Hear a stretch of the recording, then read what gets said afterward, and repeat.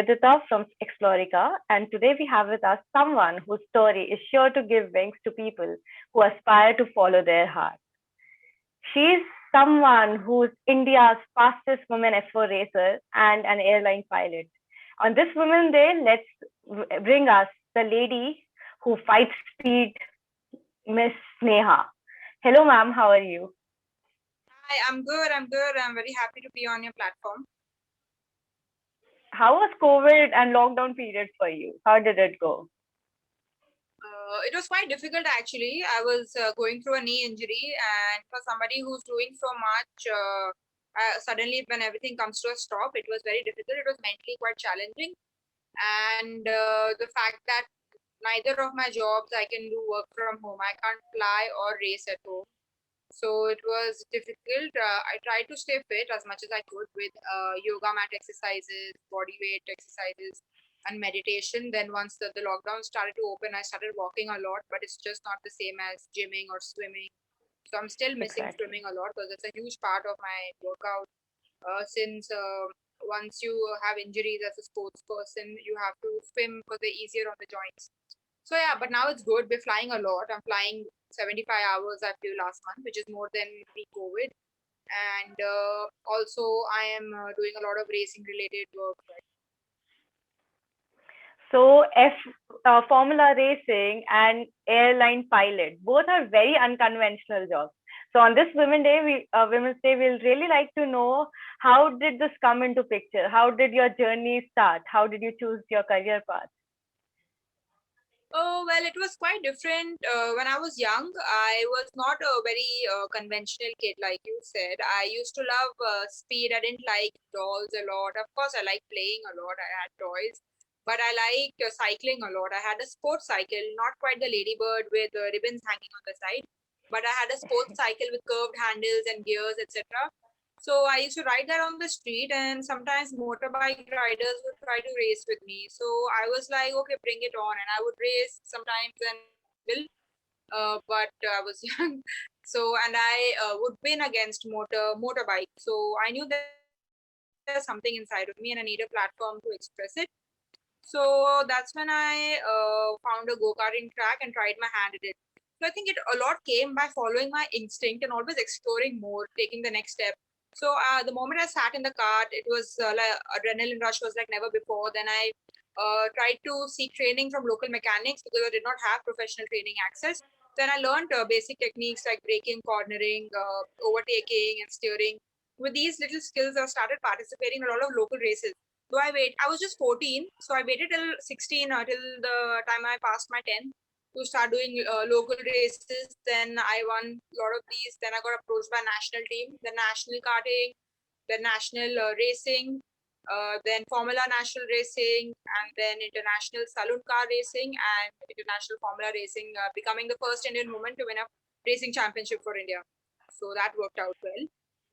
Flying also happened again by following my instinct. When I was young, I used to sail on the ship a lot. My father is merchant navy captain, retired now.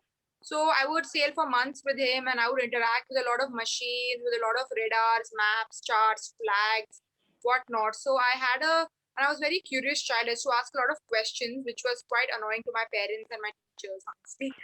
But so that helped, and then I used to see a lot of stars, and I saw one star which was moving. So that was an airplane, because in the sea you don't see a lot, and I wanted to be that moving star. So I took up flying, and I at the age of 17 I went to US to start my flying training. So I was doing the ground studies from the age of 16.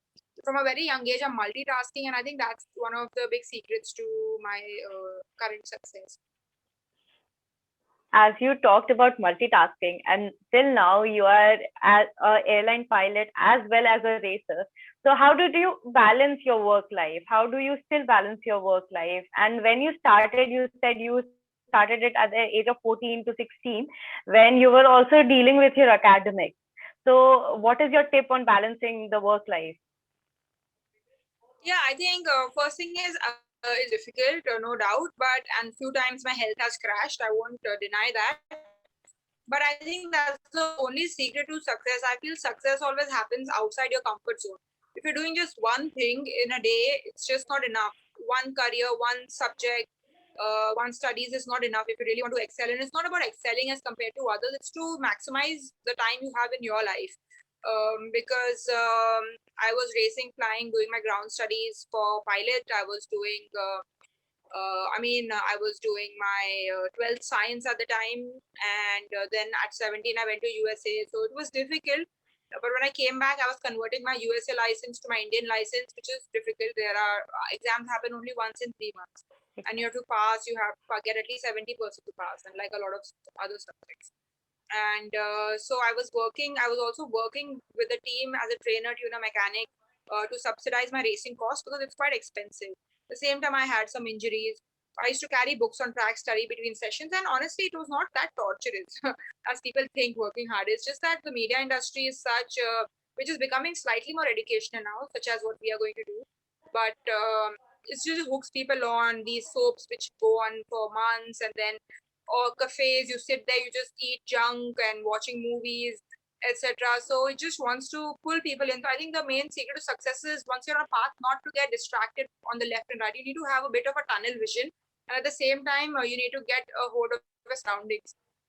So that really helps. Being fit helps. That way, your stamina is more. You are a more positive person. You can do a lot. Sleep is important. Discipline is quite important, I feel, and playing sport helped me become more disciplined as a pilot, and the seriousness of flying helped me become more serious as a racing driver, because you need to read a lot of books before you're allowed to fly the aircraft. I'm currently flying the Airbus 320 in command. Same thing, I started studying about race cars, racetrack, data of the car, etc., to be able to be a better racing driver. While reading about you, I found out that you earned your flying license and racing license before earning your driving license. So how did this unconventional thing again happened with you?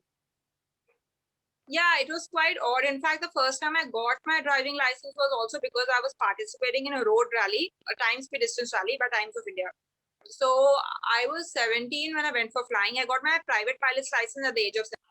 Got my CPL at the age of 18. So then when I age of 19, I got my driving license, and then that's how the journey continued. Then I got my international racing driving license first. Then I got my commander's license. I mean, I had my government commander's license, but I got the endorsement of a PIC pilot in command after my international racing. So it's just been like that. That's great, ma'am. Now, since you are a learned driver, a learned pilot, the whole India, the whole nation respects you. But initially, you might have come across a lot of societal and gender-based stereotypes. We are talking this because we are speaking on the day of Women Day. So, how did you fight all this? How did you battle all these societal issues and gender-based stereotypes which came in your way? Yeah, so I think it started young. The first thing is we had two sisters. We didn't have a brother, so I think that way you never told you're a girl. Of course, my parents were not of that mindset either. Getting a lot of international exposure. When we would sail on the ship, there would be about 25 people, and most of them would be from different nationalities, including Europe, Africa, including Pakistan. So I've had a lot of friends from that country. They're really nice people, actually. So having that exposure, I was told by somebody in Ghana once that when a girl gets married in their country, the male family gives the dowry, not the other way around. So I got to learn respect about women from a young age. And my parents were quite supportive about flying, but they were quite against racing. So I'm a bit of a rebel. I really wanted to do it. I would lie at home, hide my helmet, jump the wall, go race, carry my books, etc. And once or twice I missed few races also because my family didn't let me go. But then they realized they can take the girl out of racing, but not the racing out of the girl. So they let me continue, and they also realized I'm doing both things quite well. And I was lucky to get through two airlines right after I got my license. I was fortunate because there was a lot of unemployment at the time, and I didn't have a lot of funding for type rating. So my parents took loans for my flying studies. And if you want to improve your chances of getting a job, you can do an advanced training of the Airbus or the Boeing aircraft. So the airline comes out with different openings. We didn't have that option. So that's why do or die really helps actually sometimes.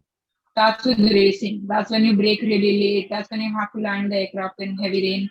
So I think that really helps to push your limits and to just do it. For any Indian race, good international circuit holds a very special place. Would you like to share any memory of that track? Yeah, definitely. I have quite a few memories. And about the societal, I forgot to mention. Yeah, there were some people who would tell my family that why are you investing so much in a girl? In the end, she'll get married, etc. With racing, well, there were a lot of people who would say it looks like women driving, women don't belong here. Well, I used to race. Racing is one of the only sports in the world which allows men and women to compete on the same platform. So a lot of times when guys would lose to me, would come and say rude things and say, we'll hit your car, we'll crash into you. And that had happened when one guy crashed into my car deliberately to damage my car because he couldn't overtake me. So this has happened multiple times. Then and Sort of demotivation ganging up against me. I would travel the country as a lone girl. And then I traveled internationally also, and I've had my share of experiences.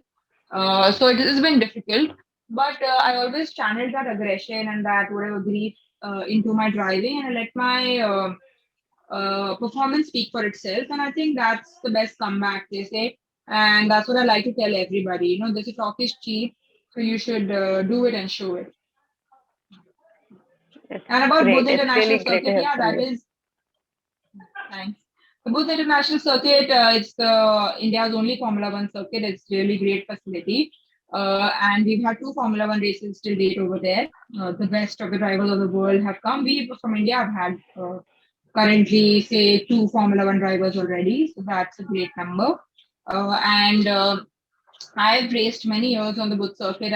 Driven for Mercedes Youngstar Driver Program, where we drove a top speed of 270 kilometers an hour. That's when I finished top five. I was there were a lot of girls, but I finished the fastest in the girls. That's why they started calling me fastest lady. And then I drove for JK Tyre's National Racing Championship, the F4. Then I've driven the safety car for the Maruti Suzuki Supra India event. Then I've driven for the Toyota Racing Development races there and also practiced there. So it's been really great. I've had a really bad crash there as well. One of this other drivers lost contact and he just came in front of my car while I was at a very high speed and I went into him. So I had a hairline fracture in the spine and I blacked out, couldn't breathe for some time. And then since then, I have a bit of a hunch and a lot of stiffness in the back, but I keep training and doing yoga to keep releasing it. So yeah, that was that's one memory I have of the track. And it gets very foggy in the winter, so you can't see much. So you have to race really sensibly there. You're truly a lady of never give up attitude. And as you mentioned the event when you were termed the fastest lady, you also got the Michael Schumacher signed model car, a fact that I'm awed by. How was that particular moment when Michael Schumacher gave you his signed model car?